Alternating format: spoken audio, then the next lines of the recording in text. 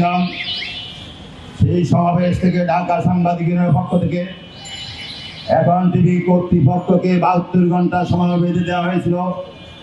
সেই 72 ঘন্টা সময়ের মধ্যে তারা সুস্পষ্টভাবে আমাদের কোনো বিষয়টি সুধার কোনো ইঙ্গিত না দেয় আমাদের আজকে এখানে দাঁড়াতে হয়েছে। বন্ধুরা আমার, আমি আপনাদের এই কথাটি অত্যন্ত দুঃখ এবং ভারাক্রান্ত হৃদয়ে বলতে চাই, ঢাকা সাংবাদিক ইউনিয়নের কোনো সদস্য যখন চাকরিচ্যুত হয় তখন মালিক পক্ষ কর্তৃপক্ষ কর্তৃক গিয়ে তারা চাকরিচ্যুত হয়ে থাকেন এবং ঢাকা সাংবাদিক ইউনিয়নকে মালিকের বিরুদ্ধে লড়াই আন্দোলন সংগ্রাম করতে হয়। কিন্তু আজকের পরিবেশ, আজকের অবস্থাটা কি?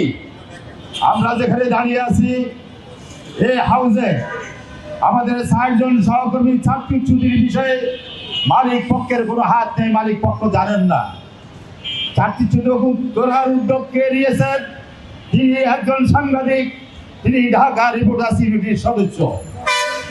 তিনি ঢাকা সাংবাদিক ইউনিয়নের সদস্য হয়ে থাকলে, তিনি যদি রিপোর্টার্স ইউনিটির সদস্য হয়ে থাকেন তাহলে কিভাবে তারা একজন সহকর্মী চাকরিচ্যুতির উদ্যোগ নেন সেই বিষয়ে আমরা বিস্মিত হই, আমরা অত্যন্ত ভারাক্রান্ত এই জায়গাটায়।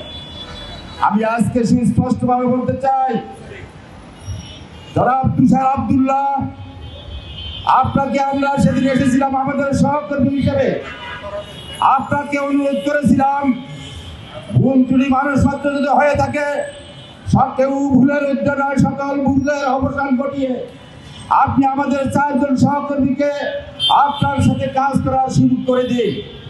আমরা এখানে কোনো ধরনের বিবাদে জড়াতে চাই না। কিন্তু আব্দুল্লাহ সাহেব, এই হাউস থেকে আপনি সহ আপনার সহকর্মীরা বলেছেন সাংবাদিকদেরকে কিভাবে কিনতে হয়, কিভাবে তাদের এই উদ্যোগ নিবারণ করতে হয় সেটা আপনি জানেন, আপনার সহকর্মীরা কর্তৃপক্ষ জানেন। আব্দুল্লাহ সাহেব কত কোটি টাকার মালিক হয়েছেন? ঢাকার সাংবাদিকের নেতৃবৃন্দকে কিনবেন আপনি? খুরশিদ আলমকে কেনার মতো টাকা কি আপনার হয়েছে? আপনি খুরশিদ আলমের জীবন জৈবন ইতিহাস সম্পর্কে জানেন না, আর জানেন না বলে এই ধরনের বক্তব্য রাখেন, এই ধরনের কথা বলে।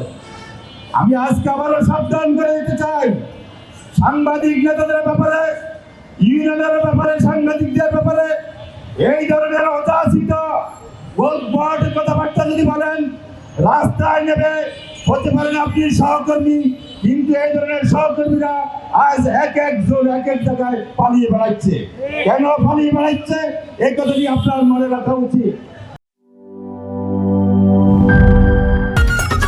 ঈদ লাগছে মনে, খুশির জোয়ার সবখানে, আর ঈদ লাগছে মনে, বিকাশ পেমেন্ট সবখানে।